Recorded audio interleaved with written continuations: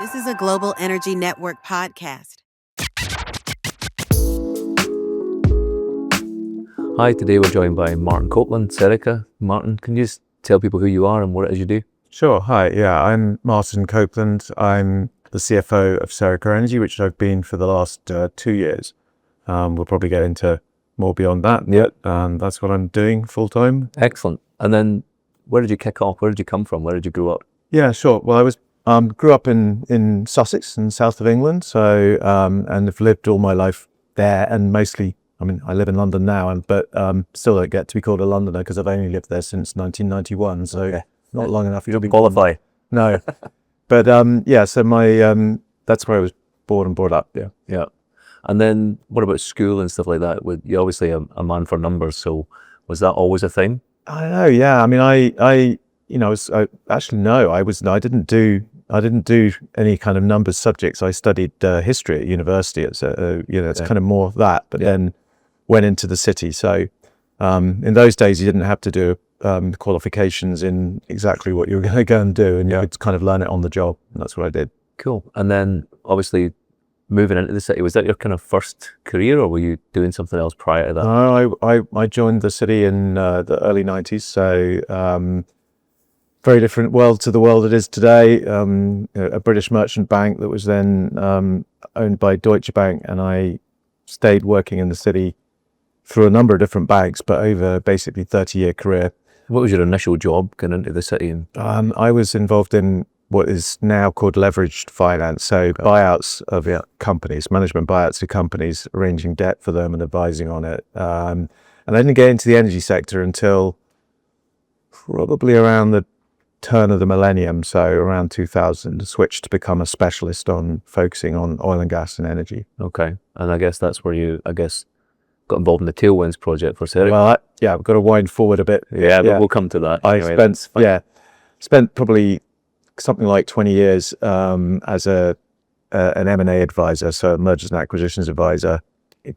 Growing levels of seniority at different banks, but always advising on transactions in and around the energy space. And how easy is it to progress through the sort of banking industry? Well, I mean, it's one of those it's a sort of up or out type. Great deliver. Yeah. I mean, if you perform, you move up through it, but they're pretty brutal when it comes to cutting people as well. Okay. And is that quite pressurized? Extremely, A yes. lot of stress, yeah. So you obviously progressed to sort of MD level, and how was that? How was... Well, I mean, gosh, it's all a while back now, but the world is kind of it's a very sort of high pressure and pyramid type structure, I guess, right? But I moved into different roles and then latterly moved into a small boutique focused solely on the oil and gas sector. Okay. And how is managing a team or managing a company within that similar to the energy sector? It's very different. In the world of banking, you get promoted based on whether you are good at your job, maybe whether you make money, but not whether you're a good manager of people. Yeah. And in the energy does sector, that cause problems? It can do. Yeah. And in the energy sector, I'd say certainly in what we do, it's a lot more need to actually focus on real management skills. Yeah. Which is something they never teach you in banking. So it is different. Has that been I've been learning very much over the last couple of years. Yeah. Yeah. And in the banking side or in the finance side, was there like a sort of deal, a mega deal or whatever, at any point you thought, fucking hell, this is something big? I don't know. Well, probably the biggest thing that's relevant to this conversation that I worked on was Premier Oil. I was advised to them for quite a few years when I was at RBC, but most intensely going into the COVID period, when they had too much debt, as people may know. They borrowed extensively, in particular, to fund a project called Solan, which was a bit of a disappointment, and they ended up with a balance sheet that was way too stretched, and then went into the COVID period when we saw obviously oil and gas prices crash. Oil price going negative at one point. And they were in a position where basically they couldn't manage the debt burden that they had, and I was the sort of lead advisor at RBC on helping them through that, basically, and when ended up what created the merger with Chrysaor that then became Harbour Energy. So So you've been quite heavily involved in the current sort of the current market of and in what it is today, basically. I mean, Yeah. I was at the RBC also. We were a lender into Ithaca in the days, when it was a bit smaller company than it is today. So yeah, I've been around probably most of the players in some way on the other side of the table. And then moving from that side into the actual energy side, how different has that been, or what's the Maybe I can challenges? explain the kind of how that happened, I guess, which is, you mentioned it already, at the last place I worked, which was a boutique called Kirk Lovegrove. We were an advisor to Tailwind Energy, which was a private company owned largely by Mercuria, a large energy trading company. And we were advisor to Tailwind on their sale to Serica. So it was a question of, that was a transaction that kind of was a good fit for both. Serica was a pure gas player, needed to diversify, single asset gas player with the Bruce Keith and Rum field, and then Tailwind was essentially oil. And so the combination of the two, at the time in 2022, coming off the back of very high gas prices, but with clarity that the gas price was going to correct, getting a balance of the commodity and wider exposure to, and less focus on one single asset was a key priority. So it was a good transaction to work on. It was done as a merger. So the largest shareholder in Serica today is Mercuria. And I was very much involved around that. And then at the time, shortly after that, the previous CFO, Andy Bell, at Serica was retiring, and they obviously were looking for a new CFO, and I was approached and took the job. You knew everything about it at that I point. was reasonably well, attuned to the company and the people, etc. So, and how challenging was it moving into that CFO position within Serica, within an actual operator, when you'd never been in that? Yeah, I mean, there's a lot. Sector. I mean, it's a lot of learning, but I guess it's one of the things I like doing. I like learning and taking on new challenges. And yet there was a lot of parts of the job that were very familiar. Part of the reason I guess they hired me, I'm not a chartered accountant, but I'm an M&A person, was because the goal of the company and its board was to grow through M&A. So one of the key things they wanted was that. And that's what you've done. You've been on a bit of a shopping spree as such. So you'd be a lot braver than other people. So I don't know about that. I mean, I guess what have we done over the last 24 months? There's been a lot of activity across the whole basin, I think it's pretty fair to say, right? So others have been consolidating and buying.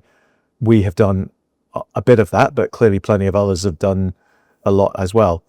But I guess if you think about how we've evolved over the course of the last year, we can talk about it because it leaked. We spent quite a lot of time looking at a merger with Enquest, which about this time last year, that transaction kind of leaked into the market. And we were looking at that, and we pursued it really hard. But in May, we concluded that we just couldn't get the terms to work. So we withdrew from that, but at the same time, we were continuing to look hard, and we had really a scan over pretty much everything in the North Sea. And then Prax going into insolvency, that occurred. It wasn't like we could plan for that to happen. We didn't know it was going to happen, but we were ready. That was just an opportunity. So we were ready to be opportunistic, and I guess that's part of what it takes to be successful in M&A, is the ability to have the capability to move when opportunities arise, and that's what we did. And so with Prax, we bought their business, which brought us the Lancaster field, but they were already in the process of buying assets from Total and from OneDias. So everything kind of just lined up. So we kind of got a series. You got a sort of 3 for the price of 1 per situation. And with the windfall tax and the political chaos and stuff at the moment within oil and gas, how difficult is it to get deals over the line? Yeah, the good thing is obviously we're all in the same boat. So when we're all looking at these transactions, you've got to take a view on what's going to happen on the tax. But as long as you take the same view, you can get deals done. So, but you will see that in the last budget, sort of immediately after the budget, you saw a series of things get announced. So, for instance, the Total combination to create New Next Plus, it was announced just after the budget, and then we announced another transaction just after the budget, which was the acquisition from Spirit Energy. So, you can imagine that those were being worked on for months before, but then people will need to see the certainty of what was or was not going to happen in the budget, and then they could conclude the deal. So it just adds another ingredient. We've always had in M&A the need to get buyers and sellers to align on the price of oil or gas forecasts. Now we have to also forecast what's going to happen in the fiscal, in the tax regime. And as you grow and you bring all these things together and all these people coming into the business, how do you lead that company then, and what's the kind of culture within Serica? Well, that's something we're working on. Chris Cox, our CEO, joined from Spirit Energy. We've now, over the last 18 months, we've created essentially a new executive leadership team, and we're very conscious. Actually, we've brought in a lady called Janice Doyle, who's our chief people officer, and we're very focused on defining what is the Serica culture, because before, we'd bought the kind of company making transaction was the Bruce Keith Rum field from BP. So there was still an essence of a BP culture there. But now, of course, we're combining with people in from Prax, also from Total, from Spirit. So it's going to be very important that we define what is a Serica culture. And I'd say we're still developing. We're all working that, but there's definitely a lot of focus on the need to ensure that we do have a clear culture. And obviously it's an industry and it's a location here in Aberdeen with a lot of challenges, and from a political side, it's within oil and gas, nothing's very positive at the moment. So I guess if you were sitting with the Chancellor for 5 minutes, what would you be saying to the Chancellor? It's funny, the Chancellor, I think that the Chancellor does understand that the policies they've got in place from the Energy Profits Levy have just basically gone on for too long. They've outstayed their welcome, and they are counterproductive from an economic perspective. I think that's understood by Treasury. And in fact, Rachel Reeves, I think, is a big supporter of the industry and understands that this industry in this region can be an engine of economic growth in the UK, and we don't have that many of them. The problem, and I think actually when I say we, I mean the industry as a whole, ably led by someone like Dave Whitehouse at OE UK, did an excellent job of getting that message across into Treasury in the run up to the last budget. And people will have seen that there was an article in the FT just before the budget where they talked about potentially withdrawing the Energy Profits Levy. And then they didn't actually do that in the budget. And so I think we won the argument, the economic argument with the Treasury, but we lost the political argument. Well, has that progressed us anywhere? Sorry? It's not progressed the industry anywhere, that has it? No, it hasn't. And it's definitely a frustration. But our perspective now is fine. We don't like it, but we have to live with it, and we have to run the business as best we can. Look, the reality is it's complete travesty that we still have an Energy Profits Levy. It's clearly not a windfall. In fact, the government has effectively made that obvious by the fact that the new tax they're planning to bring in has thresholds which they published of $90 a barrel and 90 pence a therm, which we think is a pretty clear definition of what you might consider a windfall. But the current prices of oil and gas are massively below that, right? So, we're in this kind of weird world where everybody knows there's no windfall, but we're still being taxed as if there was a windfall. So, and I saw Chris Cox speaking at the Subsea Expo breakfast. And he spoke a lot about the projects and what Serica want to do. He's want to kick off some new projects. How do you move that forward? Where's the challenges there? I mean, that's really challenging. We've got some really exciting. Our business model is to buy from bigger companies and then use what we think of as very good subsurface capabilities that we've got. In fact, our subsurface team actually came through the Tailwind acquisition largely. And an excellent group of folks to unlock opportunities that basically the big guys, they probably knew they were there, but they weren't going to allocate capital to go after them. So it's not, we're not doing anything that's different than say, back in the day, someone like Apache was doing. It's the same business model. So we can see now plenty of opportunity to invest. We're not talking necessarily about big mega projects. We're talking about infill wells but things that can extend the life of our assets, and are still, fundamentally economic. But we then have to say, well, are we going to commit what is, several $100 million if we do those sorts of things? And we've got to do that against a backdrop of not knowing exactly where the tax regime is going to be. So it is a challenge, but it's one that we're working right now, and we'll see where we get to. It's there's some important steps still that have to happen this year, and I guess we'll get to some of that. And you mentioned just off camera before we started that you guys were the last ones to have a field approved. Yeah. And it was 600 and... Well, I think it's 630 days now since the last field development plan was approved by the UK government, which is absolutely shocking. And the reason why I kind of know that number of days is that field was the... Got it on your board. Yeah, I think we should put a sort of ticker up with, counting it down. Yeah. It's that field was the Belinda field, which is, in the scale of the North Sea, pretty small. It's a single well, subsea tieback to the Triton asset, which we got approved on May 17th, 2024. And people will recall that was just before the general election in July. So the last field development plan was approved under the prior government. Yeah. Since the change of government, there hasn't been one. Yeah. And that is this industry can't work like that. That is a hole, if you like, in the activity level. And it's going to show, it is showing now in 2026 in terms of the activity levels. And here in this city, people are going to feel it. Yeah. And what about Serica within the net zero future and things like that? Where do you guys fit there? Yeah, I mean, we look. Our mission, our clear stated mission is to produce hydrocarbons responsibly for the benefit of society. We take the view that hydrocarbons are needed. That's what we do. We will obviously do everything that we can to reduce the emissions by which we produce them, and we're doing that in a responsible way and consistent with the OGA plan and with our license to operate. So that's what we're about.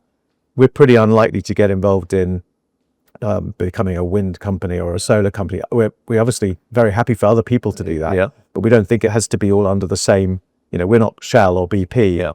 There'll be other companies that will do that. And you have a lot of drilling projects that you guys got plenty that we can do. The gas is needed and the oil is needed, and particularly domestic gas today. The security of supply question is absolutely should be front and center, and we consider that we're an important part of that. And you're based in London, but you spend time up here. So how do you see Aberdeen, or how have you seen Aberdeen change over the last few years? I mean, you can just see it just looking around the city. Just look at the number of buildings that are being, taken down or repurposed. It's I seen one yesterday in the press. It was cheaper to knock it cost $500,000 to knock it down than it was to pay the rates. Yeah, and it's shocking. I mean, I don't want to sound like we're taking advantage of it, but because we're growing in terms of number of people, we need to move to a new building, and it's been quite a good time to be actually trying to agree a lease. Property, but that's an indictment in a sense in terms of where we're at, what's going on now. I always think it's incredible up here in this city, and I think the city, I guess people like the Aberdeen Chamber do a great job of promoting it, but when you look at the stats, this region, the northeast of Scotland, is one of the biggest exporting regions in the UK. Yeah. So what the people here have done really, really well is when the activity level is down in the UK sector, down solely because of policy, not because of anything else, they're doing a great job of exporting those skills and that activity to elsewhere. But the sad fact is that also means people moving and leaving and going to work in Dubai or wherever they're going to work, and they're probably not going to come back. Yeah, and that's definitely an issue, and we're seeing that more and more. And from an operator perspective, you guys must be seeing that within your supply chain. Absolutely. I know I spoke with someone from Adura, and he was mentioning that one of their suppliers couldn't supply them anymore, and when he followed up and spoke to them, because they had an issue during the Christmas period, and they said, we've moved all our kit to Middle East, so we don't have kit here, so we can't supply you. I mean, it's shocking. I mean, I guess hunting was a good example of that. They had several plants here, and they moved the whole thing completely to the Middle East, and so that is the drip damage that's being caused by. But you can't. That won't be here in 2-3 years, because every month there's more kit, more people, more companies. And it's hard. I mean, it's not my direct responsibility, but I live with and talk a lot with our our procurement and supply chain folks and our wells team, and access to rigs, access to supply chain is one of the key challenges, and making sure that while we plan for this potential new drilling, we need to also make sure that there is going to be a supply chain there that can actually deliver. And that must be the same for the wind industry as well. I've seen about the floating wind. I mean, that's the actual classic thing. A lot of the supply chain that we deal with are the same people who are supporting, and they won't be there. They're supporting the offshore wind industry. And we speak to obviously a lot of different companies within our industry, and when we speak to the logistics companies, they're really busy. They're having record month after record month because they're shipping so much kit abroad. But that's in some of the yards you go by in Aberdeen, there's nothing in them anymore. They used to be rammed with kit. Yeah. I know. So, and how does that change? I mean, I do think the government is realizing this now. So we just need to see activity this year, get the confidence back. I think some of the mergers that have taken place should give a new lease of life to those companies to actually go after things within their portfolio. So you mentioned Adura. Yeah. Now Adura is going to make decisions as Adura, not necessarily the things that would have worked for Shell or Equinor, which will suddenly open up new opportunities. I'm pretty sure that the same's true within Total going into next, right? So there's a whole load of things that will be in their portfolio that actually they probably would never have got the approval to invest in, which now will make sense. Yeah. So that's the silver lining. What we need to see to make that happen is, first of all, we need to see Rosebank and Jackdaw get their licenses, and when that, I think, is, even though not relevant to us, we're not in it. Yeah, we're not in those fields, but the signal that will send is, I think, really important.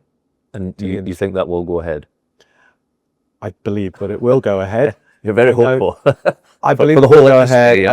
I think it's absolutely critical. I mean, if you think about it, Jackdaw is, as I understand it, is almost ready to produce, right? And Rosebank, I think Ithaca just said yesterday that it's probably ready for first oil by next year. Yeah. So these projects are either fully built or very nearly fully built. So what are we going to do? Not give them a license to produce? I think that would just... It's insane. Jackdaw, it's gas into the UK. We are short gas into the UK. Yeah. How could that not be approved? So, what's puzzling is why it's taken so long. Yeah, it's definitely a concern. But when we talk about that, I saw your video, a town called Bruce, which not just Aberdeen, but it shows the importance of the energy sector in north of England and everywhere, Liverpool and whatever else. Yeah. So how did that come about? And that's we actually put that together in conjunction with Brindex and with the GMB union. Yeah. So for us, we were effectively the host, right? We allowed them to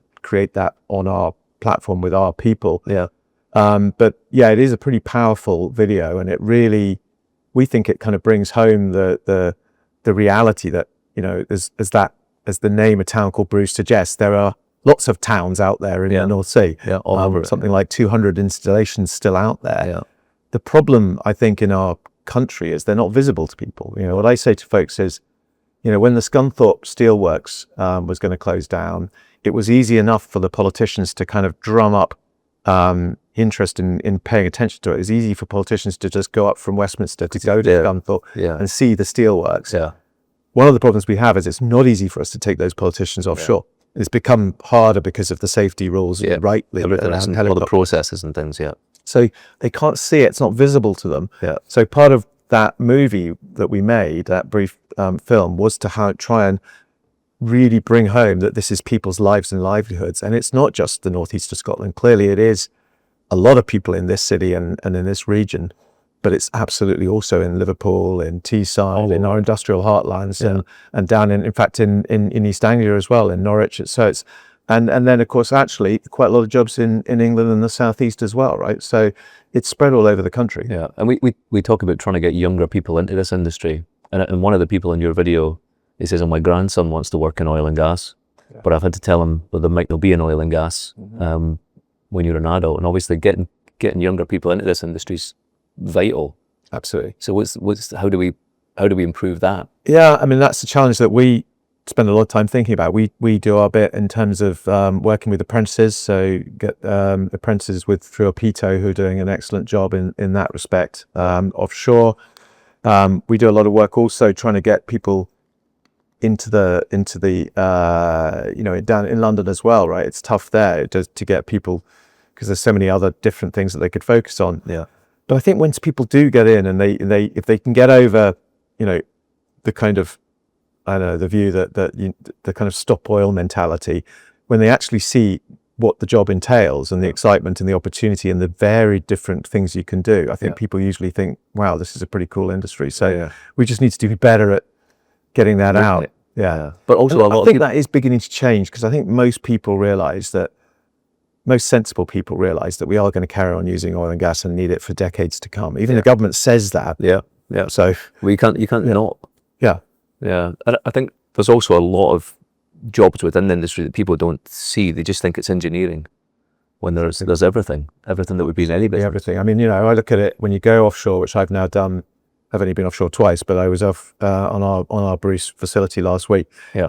And that it really is like a town. There's everything there, right? And it was, I haven't really thought about it, that you literally need Cinema and everything. Yes, catering, laundry, whatever else it is. You need everything that you need to live has to be there. Yeah. So yeah, that's all part of it. And what do you see the future then for Aberdeen? What is it like? And obviously you speak to supply chain and everything else, and you see companies that are closing at the moment and whatever else, and there's definitely a negativity within the city at the moment. Do you see that?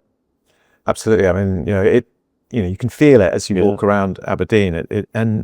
Look, I guess it's always been that way in Aberdeen. Aberdeen, I think, has been a place that's been used to cycles. Right? Yeah. We've always had cycles created normally by the oil and gas price. For sure. And there were boom and bust periods within activity levels. I think the last 10 years though, since 2014, we had a downturn in 2014. Then we had, it just took a long time to recover. Then we had the independence vote as well within that, which slowed things down. And then we had COVID. So we kind of 10 years of a downturn. Almost 2020, I think we were we're back to normal again. Well, and then the sad thing is though that this time round it's self-inflicted, right? Yeah. I mean, the thing that I always focus on is the Aberdeen Chamber does that, sentiment poll every quarter, and it's just absolutely stark when you look at it now, because they ask business people in the community whether their confidence on domestic and their confidence on international. Yeah. And if you go back over time, they almost always tracked each other together, because they essentially just followed the price of oil and gas. So both were down at the same time, or both were up at the same time. Yeah. Now it's just complete divergence. Yeah, and that's why the supply chain is moving abroad. It's in a downturn, people were just trying to kind of hunker down and manage what you've got. Maybe let some people go and try and run on a smaller scale. But this time it's totally different, because we're seeing, maybe apart from the US, because that's a bit up and down at the moment, but everywhere else, Asia, South America, absolutely, Middle East, Norway, everywhere is busy. I mean, Norway, that's the classic, because I mean, it's literally, it's the same sea. It's 15 kilometers from our platform, right? I mean, it's just crazy, right? Yeah. It's right there. It's booming, and the activity level is incredible. Yeah. I was looking just yesterday at the number of potential new wells in the UK basin versus Norway, and I think in the UK, I was seeing that there are only 4 that are envisaged that, that Welligence, one of the data providers, envisages might happen this year. In Norway, it was just a list as long as your arm, right? Yeah. I mean, And what do you think then, from a finance person? How do you think, or how can we fix this? I think, well, first of all, we have to do what we are trying to do with central government. And I do believe that there is, it may not feel it, but there is a shift of sentiment there, and understanding that actually we do not want to kill off this industry. So the first thing is that, because unfortunately it has to be central government, because it's Westminster that ultimately provides the regulation and the tax. So but it can be helped actually by what's happening in Scotland. So the Scottish elections, I think, are pretty interesting too, because I think what you're seeing is nearly all the parties, including Scottish Labour probably, are not fully aligned with their own government in Westminster. So I think that will have some influence this year. And then the impact of the mergers, as I said, changing the dynamic of the companies, coupled with the confidence boost that you could get from a Rosebank and Jackdaw being approved, and then maybe some other things happening being announced after that, you can begin to see a recovery coming through. But unfortunately, that won't happen overnight. Even if let's say we get to approve a new investment program, and others do, the real activity won't happen for at least a year, 18 months after that. There's a lead lag. So we can see that 26 and probably 27 are going to feel pretty tough in Aberdeen. But the supply chain and the people need that confidence. Yeah, but if they at least see that it's coming, well, they can build towards it. Yeah, they can build. But at the moment, there's nothing. Now they can't see it's coming. It's just negative all the time. That's right. Yeah. So but that's what I say. I think the steps we need are get Jackdaw and Rosebank approved, implement the legislation that the government has, said that they're going to put in place this year, and then, hopefully they'll get a series of investment decisions. I mean, in principle, what we're looking at doing on the Bruce field, which is infill wells, is just should be just ordinary course, normal business, right? It shouldn't be that. And it would have been previously, 5 years ago, it would have been just normal. Just normal stuff.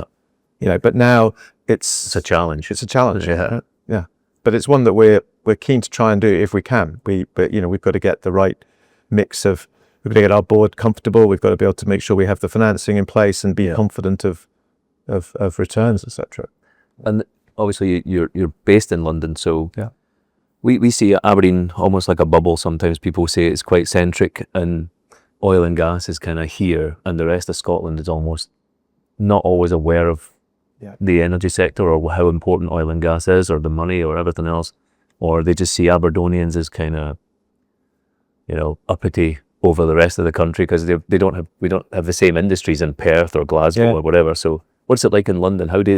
Unfortunately, that you've seen that in Scotland. You can just multiply that by 10,000 or whatever. I think in London, it's just irrelevant. It's utterly irrelevant. And people don't even think about energy. They think about I can plug my laptop and it's going to be charged up, and they just assume that will carry on happening. They have no idea how that happens or care or really care about it. Which is the sad thing, is that various people like me who really care about this think that maybe for it to change, we actually need to have some blackouts for a period of time. We need the power to actually just not work. We've done stuff in South Africa and Accra, Ghana last year. And I think when we've done stuff in Ghana, I think every day there was 2 or 3 power cuts. People are very well aware of how important energy is 100%. And the need for it. I mean, it's actually amazing that we managed to keep the system in the UK going. And as people may be aware, there have been some touch and go moments right over the last 18, 24 months when we got close to some serious, and of course there was that big blackout in Iberia last year, right? So it's not fanciful to imagine that we could have blackouts, right? And I think even when that happens, that is probably a shock to the system that will mean the south of England and the central belt will wake up and go, this does matter. And then away from oil and gas and away from Serica, who's Martin? What do you do? What do I do? You got kids? I do. I've got 3 kids, 2 at university, 1 in Edinburgh, 1 in Oxford, and one at school. What do I do? I love running. I love skiing. And I kind of enjoy the energy industry, I guess. Right? How do you switch off? How do I switch off? Running. Is that, to be honest, that's a regular thing? Yeah. I'm a very keen runner, basically. I do half marathons, and that's my method of de-stressing and switching off. Not thinking about anything to do with anything. Yeah, because when you're suffering that pain, it's quite hard to you feel it. Exactly. And do you get up here much? Yeah, I'm up probably, I don't know. Or do you do a lot of travel? Are you away from the family a bit, or? Well, yeah, but here it's like, this is like a day trip often, right? Or hardly, it's like, yesterday I was up here at a dinner and I got a text from my wife saying, "Are you coming home for dinner?" And I said, "No, I'm in Aberdeen." She said, "Oh yeah, okay." So it's like, it's a bit... Fair enough. And then I guess we'll kind of wrap this up, but if you were sitting in a bar having a drink with anybody, who would that be? Oh my God. That's a question. I suppose I'm going to say Donald Trump would be quite interesting in there right now, right? He's actually been, as I think you probably know, he's been quite helpful and friendly to our your plight here. And he may not be. I mean, I'm sure he divides opinion as he does everywhere, but he's very pro. He's very pro oil and gas. He is, and he doesn't like the fact that he can see the windmills from his golf course. No, he's not. So, are you a golfer? I'm not a golfer, no. But I no issue with wind farms either, actually, to be honest. But I just think it'd be a pretty interesting guy to have a chat with right now. So there you go. Perfect. Martin, thank you very much. Pleasure.